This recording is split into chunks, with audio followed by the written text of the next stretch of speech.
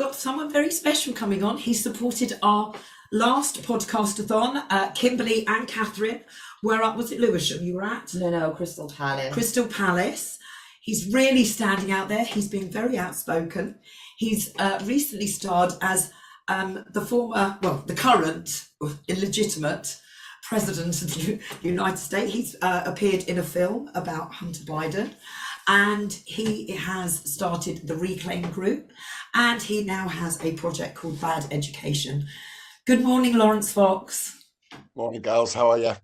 We're doing okay. We did have a couple of hours sleep, but we've been broadcasting nearly 24 hours now, and we've raised it's 9,000. So it's not, is it? It's 3,000. 3,000 because it was 6,000 from the last one, so it's all confusing.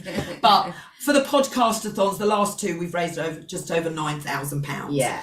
So we're going to keep plugging away. You've been a busy boy. Yeah, always busy. Well, the devil makes whatever the expression is, a bit early for me. No. Welcome. Yes, I'm. It's always good to be busy, isn't it? Especially when no one else seems to be busy, except all of us lot. None of the politicians seem to bother. I mean, actually, there's a little bit of a move, isn't there, in terms of some of this stuff? But it sort of feels tokenistic at the moment. So we just got to keep bashing them for it. I want to touch on Bad Education because we've recently had Naked Education on Channel 4.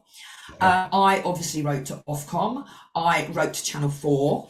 Again, they're doing it all in the same of getting to know people's bodies and body positivity. Yeah, at 7 o'clock. Naked men in front of 13-year-old girls. Really? Again, all done in the name of diversity. I called them a bunch of paedophiles. I'm sorry, but I did. Careful, you end up in court like me. We'll be banned now off YouTube. We will be banned. We managed. It's the first time we've been on YouTube, Laurence, in nearly 10 years, and we've managed to stay up nearly 24 hours. So wow, we're quite shocked at that. And there's 250 subscribers just in one day, which is pretty good. But we are being banned on Facebook for sharing the post to this podcast-athon. Right. Good old big head censorship. It's so helpful, isn't it, that what we're allowed to discuss in the public square is decided by a bunch of people in Silicon Valley. Yeah. So, Laurence, what are we going to do about it? Because you've got Reclaim. You're doing your bit. The mums of Wales are doing their bit. We're doing our bit. How do we get everybody else to start doing their bit?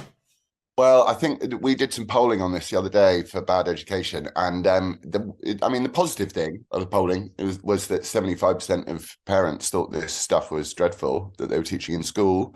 That was positive. The negative was 75% of parents didn't know what their kids were being taught in school. Yeah. So until I think this is sort of classic old English thing of going, we just drop our kids off at 5 years old and pick them up again when they're 18 or 16, and we expect the schools in Loco Apprentice to, teach our kids good manners, how to get on with each other, not to discriminate, how to spell, read, write, all of that stuff. But it's not now, it's activism. And the problem with it all is I'm going to do some polling of teachers to see whether they like it, because I'm slightly concerned that they might. But the problem with this is parents have got to wake up to the fact that their kids aren't being taught in school. Well, they are to a degree, but there is an element of there's a political bent to it, like there is with lots of our institutions with all this DIE and ESG stuff. And I think what we've got to do, I just adopt the battering ram approach, which is just to shout about it and to wake people up, and then you get the Miriam Cateses and the Rosie Duffields in Parliament and the Policy Exchange and all the grown-ups can do their sensible stuff. But ultimately, it's a question of waking up parents to the fact that their kids are just they're not going to school; they're going to indoctrination camp. And the problem is the end result of the indoctrination camp is to hate your parents. Yes, that's it. And they're being told. When my daughter, she's 22 now, but when she was choosing her GCSE, she came back and I said to her, "Well, let's have a chat." She said, "No, they've told me not. I mustn't discuss it with you because you might try and influence what I really want to do in the future." Yeah, it's a real big push to break down the family unit. Eve, we were talking about this yesterday, I think, or the day before, about university, and it's sold to people as, even if there's a university up the road where you lived and all your friends and your family that you grew up with, you've got to go as far to get a full experience. You've got to go as far away as possible from your family, stay in halls where you are. And that is actually, they're doing it all the way through school, as we know. We're doing it from primary school. That was the keeping secrets thing. but really they take them in universities where they, the parent thinks that they're going to go and get a degree, in whatever their chosen subject is, and they're going to leave university and end up in a job that, sort of what their degree was for. But it's nothing like the sort. They're literally turning them, you said it yourself, Laurence, into socio-political activists. And that is what we're seeing right now. It's really dangerous. Andy Heisman just came on and said, I didn't know if you know this, Laurence, they're making the children in the classroom sign contracts. Confidentiality contracts, not to go back and tell the parents what they're learning. That's so dangerous, because I can understand that the whole woke thing is about is Marxism, it's communism, isn't it? So it's about destroying the family. But the fact that it's being done in plain sight, that's the bit that I'm furious about. You can't have, without a parent to guide a kid, and their excuse, which they always go for, which is like, yeah, but what about if the child is gay and the parent is homophobic? It's like, I've got lots of gay mates and none of them have been disowned by their parents. So if you're using this tiny little outlier of maybe you've got one dodgy parent in 10, 15,000 to totally reorganize the way that we're going to operate school procedure, it's absolutely wrong. The parents should be front and center of it. And actually we should have fully, we're going to campaign for this. We need open school boards like they do in America. Yeah. Because that's what we were saying earlier. That's exactly what we were saying earlier. I want the curriculum sent to me at the beginning of term. I don't want to have to email my school and ask them what their lesson plans are for RSE and PSHE. What do you got to hide, guys? Yeah, exactly. And if it gets any worse, I want cameras in the classrooms as well, because you can see it's Pride Month and everyone can stick up their progressive migraine flag everywhere, but they don't take it down. So Pride Month, which is already about a month too long in my view, it leaks into the rest of the curriculum, and then it sort of leaks into Black History Month and all these divisive little months that no one wants. I read a thing the other day at my son's school, and bearing in mind that my son is genuinely privileged. Do you know what I mean? Yeah. He's got two pretty all right, well-off parents, and the school is full of celebs. They're just non-stop celebs, footballers, Arsenal, all your comics and your actors, all of them. And they did this talk called "How Do I Speak to My Child About Race?" Like you don't need to do that talk, guys. What you need to do is, how do I speak to my child about the fact that he or she is the son or daughter of a millionaire? And how to teach them to talk to a normal person. You know what I mean? Rather than sort of leaving the school gates, getting in dad's Ferrari and going, they told us all about race today, daddy. Yeah. You don't need to know that. You need to know what it's like to actually get a job. Yeah, exactly. It's ideology. It's rubbish. It is disgusting. I want to know why they're so focused on the little ones. In Wales anyway, the 16 and 7, the secondary school ones are being held off from this education. Why are they so desperate to do this, give these rights to the little ones? So, that it's all about the consent. So they're learning about consent. They're not learning about how to say no. So you've got the milkman who's been delivering milk for 5 years, and he comes in and says to hello, little Tommy, how are you doing? Can we touch you? Do you know what I mean? And this guy's not going, if he does, he's not going to get consent because it's not going to be classed as consent. And these little ones can't even tie their shoelaces. No, I know. Well, I think the reason why it's young people is that old, is it Aristotle or Socrates who said, give me the child until he's 7 and I'll show you the map. Exactly, yeah. But again, I had the same problem with my eldest son. I said, give us a hug. And he went, you need my consent. I went, I really don't, actually. Give me and then I had to write to the school and I said, look, what are you teaching him? Because he's obviously not understanding what this idea of consent is. He's walking around the house wielding it like some sort of superpower. Yeah. And they said, oh, well, we're just early days of talking about it. And I said, all right, well, never mind. I've just taught both of my kids consent up to GCSE level, which is don't touch other people's private parts. Yeah. That's it. Nobody. This is it.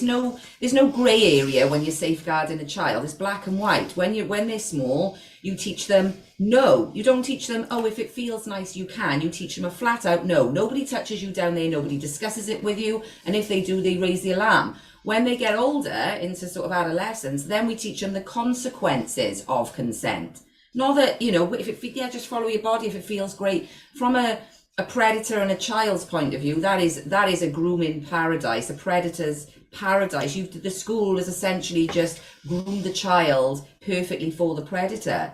Do you know, if good touch, bad touch? What the hell? No touch. No touch. And we think in this society, because they like to think that everyone is so perfect. They're not. you know. And No. so number, I think they had this the other year, didn't they, when they were looking, when they had access to who was holding child pornography on their computers, and they found that there were so many people with child porn on their computers that they would shut down the entire judicial system. Yeah, exactly. And the thing is, how can you say child porn? Yeah, it's exactly. like, it's child rape, abuse, isn't it? It's Yeah. abuse, because a child's not going to go out there and actively make that film. So it is child rape. But the other issue we've got, Laurence, is again within the school system and the education system. Every university, you'd send, as we said, you'd be proud that your child's gone off to university, and all that's going. You send your child now goes off to university. Making them do pronouns every day. Pronouns, and they come out. I was called white privilege by my daughter. Oh my God! I know there is a good pushback against it, because if you think about it, you have to see, it's so depressing, this whole war sometimes. But you take a step back. There has been a democratization of some social media platforms. So this whole idea. I've been dealing with Andrew Bridgen a lot recently, because I think it was so scary what happened to him in Parliament. The way they just shut down his, it's Parliament's the mother of all parliaments, crucible of free speech, and they just shut him down. Now, whether you agree with him on his vaccine stuff, fine. But it was the fact that he was shut down, which is the major concern. And we've got to take back that bit of free speech. This thing about going, you can't dead name a trans person. It's like, who came up with that? Who came up with that rule? And actually, no, I will. So actually, I'm going to call you what you are. There's absolutely no grey. Again, as we were saying, there's no grey areas in terms of this, because if you start doing pronouns, as Kelly J. Keane said, it's the gateway drug, isn't it? So the minute you start accepting that someone is not what they are. Last night, I was sat in bed because I couldn't fall asleep for some reason, and I was sitting there trying to have a conversation in my head with a bunch of people who all use different pronouns.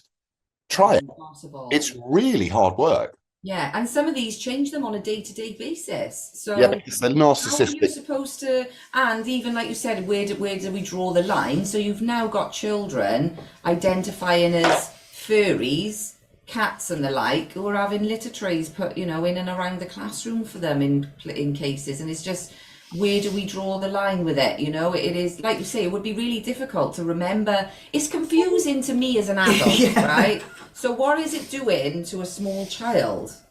It must be a combination of this, of hopelessness as well. With kids just so gurned into screens and stuff. And, I'm as guilty of it as anybody else is. But it's, I think it's a fantasy thing, and a thing of wanting to feel important and valued in some way. But the way you feel important and valued is you feel secure and loved. That's how you feel important and valued. That's how children create a sense of confidence, positivity moving forward. And that comes from your family and your friends and your school, but it starts with your family. And, this insidious desire to rip apart the family is just going to, you see what's happened in America. Yeah. Where the fatherlessness in homes in America, and the crime that leads to in communities is just appalling and terribly sad. It is. Yeah. And we were trying to decide last night, when did the real push come in? And I mean, everybody who's followed me and watched my shows knows my feelings on Blair. And I do believe all of this nonsense started coming around from the diversity era, where he wanted to make the UK the most diverse country in the world. I mean, I'm from Hertfordshire originally. I go up to London to use the tube system. Things have changed. I can't understand any of the staff working for British Rail. They're not English. I don't understand it. I'm sorry, I'm born and bred in England, and I don't understand. That's not me being racist. I just don't understand. And then we go on to, 10 years ago, if a man wanted to go through the transition period, they would have to go to see psychologists, psychiatrists, because it was a form of mental illness, and they needed help. And then obviously some who were stuck to it after a certain amount of period were then able to start the blockers. Now, all a kid's got to do is, a little girl's got to do is pick up a car. Or pick up something blue. And they're straight down the gender reassignment, down there talking to the doctor. Well, also, Lord, what the hell do we do? I mean, what do we do? It's a madness. It's a madness, and it will pass. But it's good that Britain has stuck up some pretty severe boundaries in terms of this stuff. We see what's happened with the Tavistock Clinic, and there's lots of stuff coming out. The most important thing here is the meaning of words. Yeah, yeah. And so, you know, it started, as you say, with Blair hammering down his. I remember it sent a shiver down my spine. Doesn't it? Oh, Him in Parliament going, education, education, education was what he meant was disgusting. indoctrination, indoctrination, indoctrination. So he's been at that since '97. It's now blossomed into this horrible, disgusting plant that it is that we have now. And it took a generation to do, and it'll take a generation to claw back. That's what'll happen. And, you know, it takes, sadly, they're still so powerful that you can lose everything. But I mean, I've got a case coming up because I was called a racist myself. And I'm just like, you know, stop it. You can't stop bandying those words around. So we've got to go, right, what does that word mean? And does that person qualify for that? Yeah. Not, oh, it means anything. It just means Yeah. I like you, or I disagree with what you say, or you're vaguely socially conservative, which is essentially anyone who gets called racist nowadays, or transphobic, or any of these things, is just it's because they don't agree with you. Yeah. So what you do actually confidently is turn around and go, no, I'm not. And you're also doing a real disservice to the people that are the victims of racism by calling everybody a racist or calling everybody a transphobe. No one cares whether you want to stick a wig on and call yourself Jenny, but we're not going to believe that you're a woman. You're not, because I know what a woman is and you're not one. Okay. Yeah. And it's not transphobic. I mean, with using their language, it's biological sex affirming. Yeah. And I'm actually offended by these people who think they're women because they're not having to go through the menopause. And trust me, you won't want to be a woman if you've got to go through the menopause. No, I know. That's coming first hand. Yeah, I mean, it's ridiculous, isn't it? It is just biological fact, and the fact that we're having to even have this discussion or even do And beg for money. This is the other thing, podcast-athon Laurence. is nuts. You know, Liberty Tactics is totally and utterly grassroots. Public Child Protection Wales was built. We've now got the 5 parents. We shouldn't have to be sitting here. We're totally self-funded. We don't have any outside backers. We don't shy away from the truth. You know, and I want to I don't know if you're allowed to, I don't want to get you in trouble with the GB News. You know, there's some people who believe exactly what we do and think it's wrong. They're not as brave as you. You've had Kimberly on the Reclaim. I don't know why, you know, we don't understand why GB News will not give Public Child Protection Wales 5 minutes. They need the support. I will. I've got, I just go on and I say, this is who I want to speak to. And they go, well, maybe not this. And I go, well, I'm doing it, whether you like it or not. Oh my gosh. I'll speak to anybody. Bollocks. Yeah. But we've been told not. We've pushed some presenters who are brilliant and they're doing amazing things.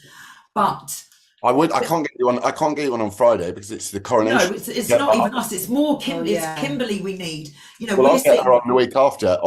Let's get in now. Brilliant, because we're sitting here. People don't realise this education has the funding of people like George Soros, Stonewall. You know, it's got the weight of the taxpayers' money behind it. And what Public Child Protection Wales. They're organising skate-athons. They're organising play days with mums and dads to try and raise a bit of money. Our fundraiser, you know, we're mums, you know, we're both away. We're unemployable now because we've been in pursuit of truth for over 10 years.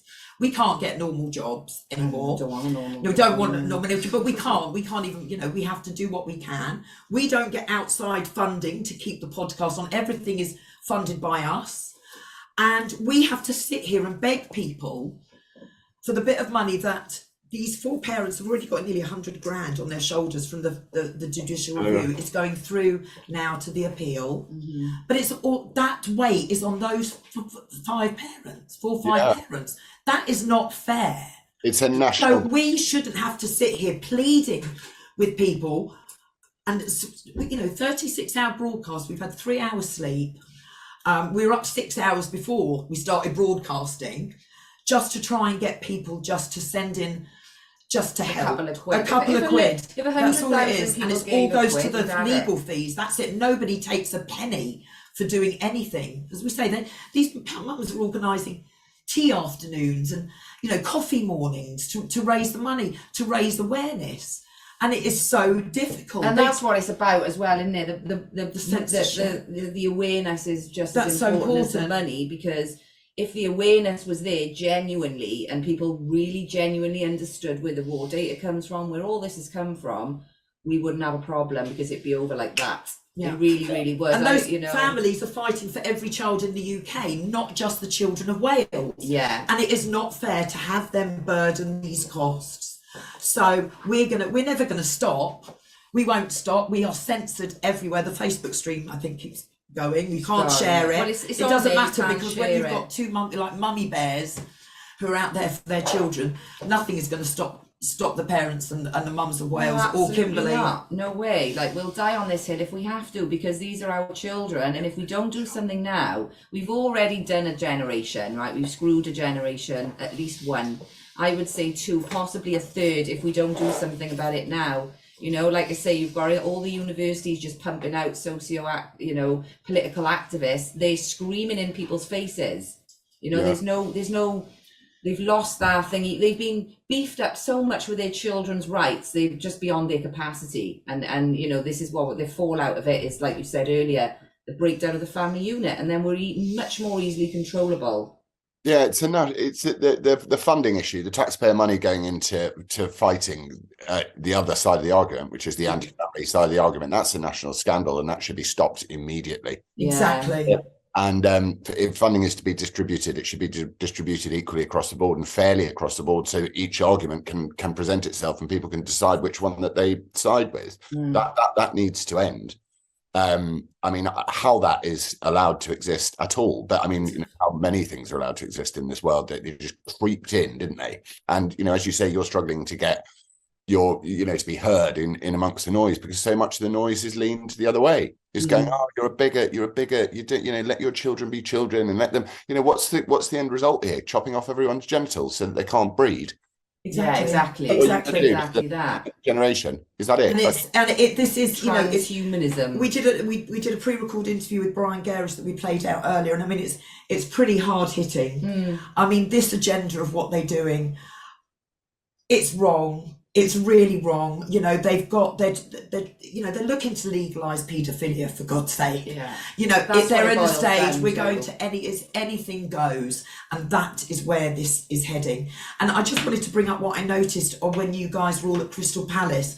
I noticed, was it Father Calvin stepped forward and said the Lord's Prayer? Yeah. I noticed the other side lose their minds. Yeah. Because we've lost those values from this country. That's gone. You know, you're a racist if you still have kind of those Christian beliefs. Yeah. Well, that's it. It's the end of the big attack. I mean, you've got to think whether you're a Christian or an ethical Christian, you've got to say that Christianity is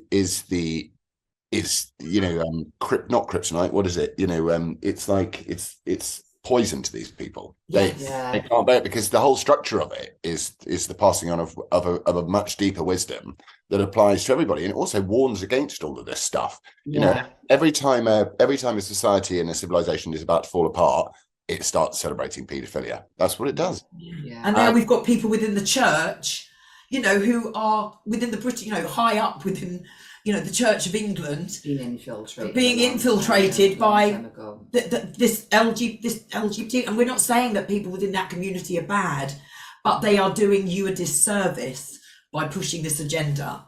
They really are. Get rid of the T, anything after B. Yeah. Do one. And also, I don't know why you have to, if you want an example of homophobia or transphobia, lump everyone who isn't straight into a group and just patronize them.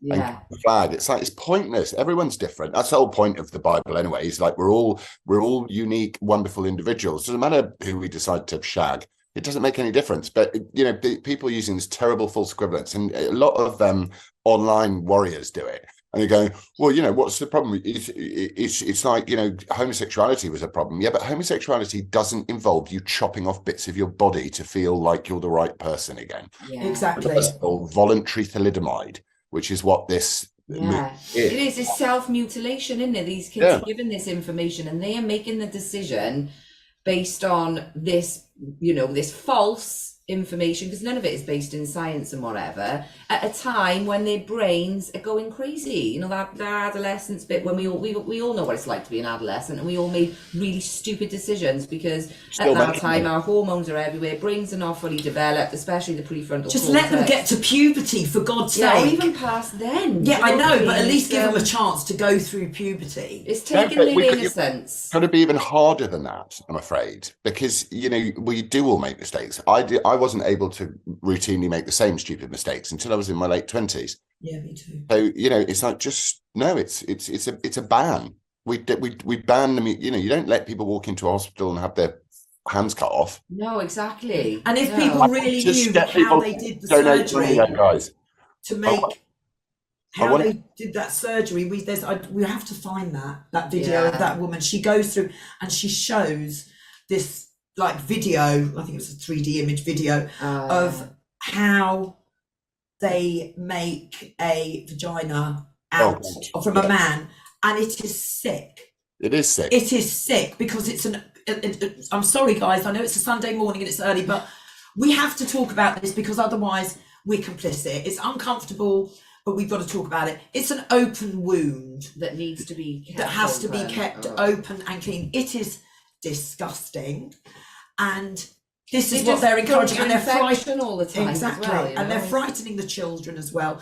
Little girls, when they're little, you know, they don't need to know about their periods when they're 3, 4, 5, and 6. That's the last thing they need to worry about. But they're frightening the little girls to saying they're bleeding. So then, what the little girls don't want to be little girls anymore. They want to be a little boy. Yeah, that's criminal. I mean, that's just criminal indoctrination. But I want people to give you money. So what link do I put out? We should have, you go to libertytactics.co.uk. We've got all the links, and down there it says donate. And it's the Podcast-athon round 3. Right, hang on a minute. Go to libertytactics.co.uk and you should find the link, or Rick could just drop it in the chat, actually, if he doesn't mind, in the Zoom chat, Laurence. Yeah, that's what I was going to do, Laurence. Don't worry, mate. I'll send it to you on Zoom so you can just copy it.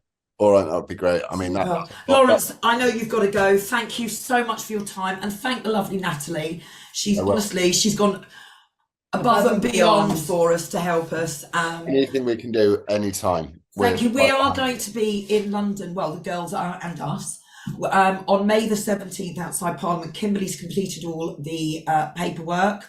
We've got David Curtin coming there to speak. Yeah. I Various think speakers. Kim might have wanted you to, if you want. Welcome. I did tell Natalie. If you're available, 10-15 minute speech at London would be great. Outside Parliament, 17th of May, it'll be Prime Minister's question times. So if you're available, it would be incredible. I will be, and I'm going to send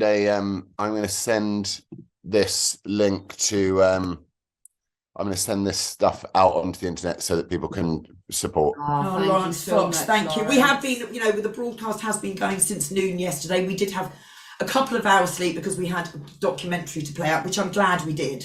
Yeah. But we have, we've only had 3 hours sleep. Broadcasting since noon yesterday. We are going all the way through till midnight tonight. Good for you. And I've got to drive back to Devon. But we're going to keep doing this. It doesn't matter. We can sleep when we're dead. Our children need us right now. Absolutely. And we're not going to stop. It's not fair for 5 families to have the burden of the legal fees because they are fighting for every single child in this country. And I want to put a call out to all the fathers out there. Get up and protect your kids. Yeah. Amen to that, girls. Please get up. We need you. Men, that's what your job is. We're there to look after our babies. I know there are single dads out there, don't come for me, please. But in an ideal world, the family unit would still be intact. Yeah. We're in our grandparents' age. The family unit would be intact. And the mother will be at home. She won't be fooled by burning bras just to get their taxes paid. They'll be at home looking after the children. The father's job is to go out there and to provide and to protect. Yeah, and shout out to the dads who are. Yes, sorry, that's terrible. There are plenty of dads out there doing it. But I know what you're saying. They should be all doing it. If a father knew what their child was learning, and it was somebody that they didn't know, introducing to the subject of sex, That's they not do right. something That's about your it. job as a parent. Most of your responsibilities have been taken away by the government. Just hold on to that one if you can. Yeah. Can someone DM me, or I can't copy and paste this the fundraiser link. So Right, could I'll send it to Natalie and she can text it to you. all right, brilliant. All right, guys, Perfect. have a Thank good you, one. Well Laurence. done, big fans. God bless you. Thank God you. bless, And we'll be in thank touch you. and we'll see you on the 17th of May. Cheers, guys. Bye. Thank you Take so care. much. Bye-bye.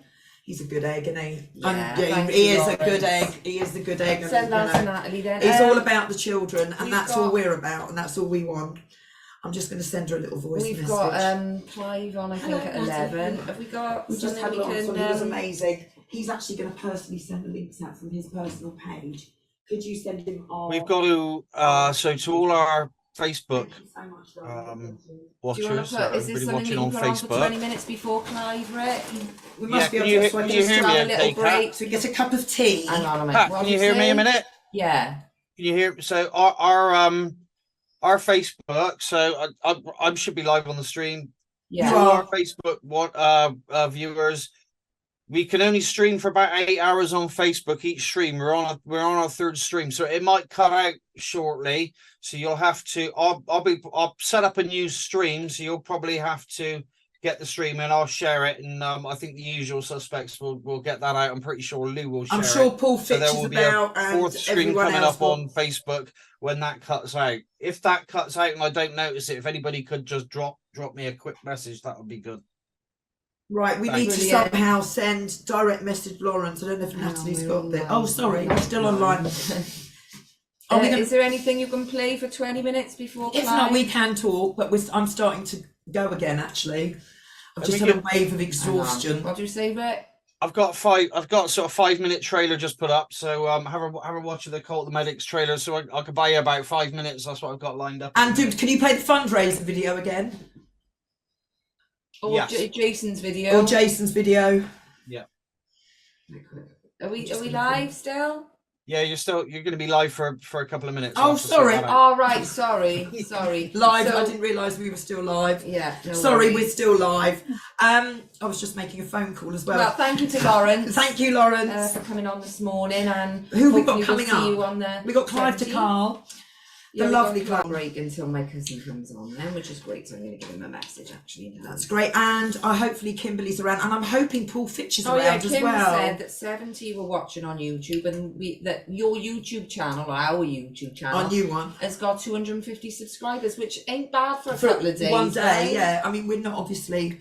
We don't It's get a seen. brand new It's a account. brand new account. We don't get seen at all. We're censored everywhere. Nobody knows us, but we've actually been around for about 10 years now. And we're all self-funded, Liberty Tactics, and we're behind Public Child Protection Wales. And we're not going to stop. We're all about the children. We're Well, all I'll tell you what I'll parents. do. Sorry, guys, just to plug it. I haven't done it at all night. But if anyone wants to read the blogs that I've done on Kinsey and the porn yeah. industry, and some of the resources that are going that are in schools, and John Money, you know, the case for the gender identity, father of gender identity. Go to my website. Some of them are on Liberty Tactics, but they're the most recent ones. So Yeah. go to exposing. You'll have to type this in exactly as it is.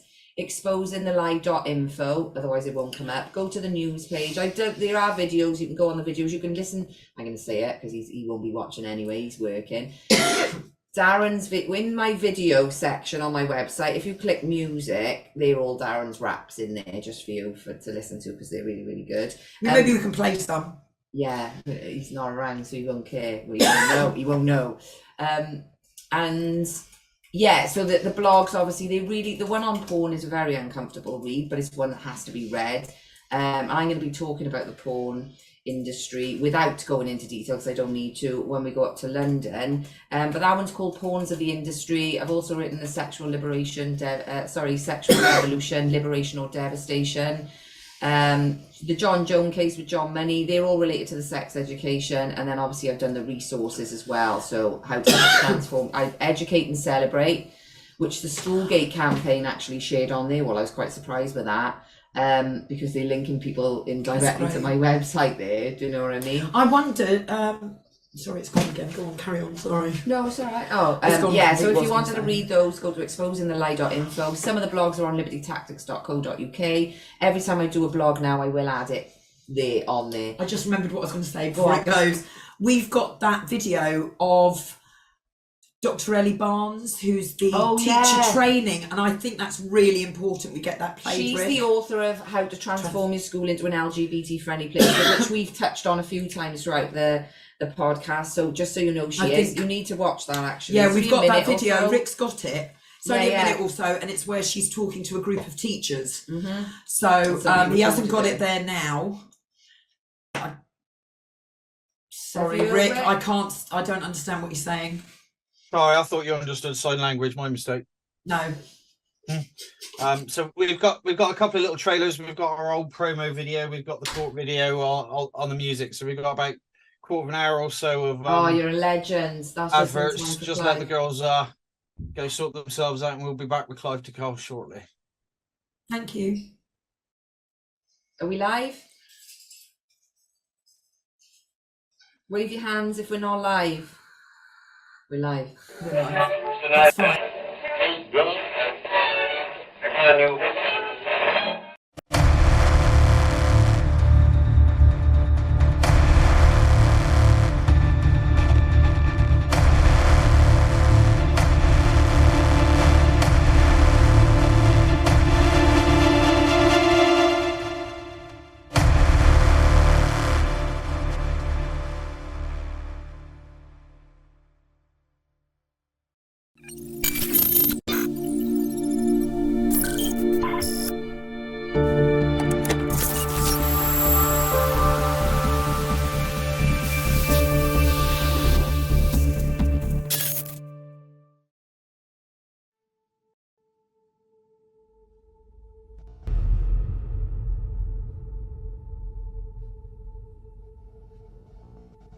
Charles Fort was an American writer and researcher who specialized in anomalous phenomena.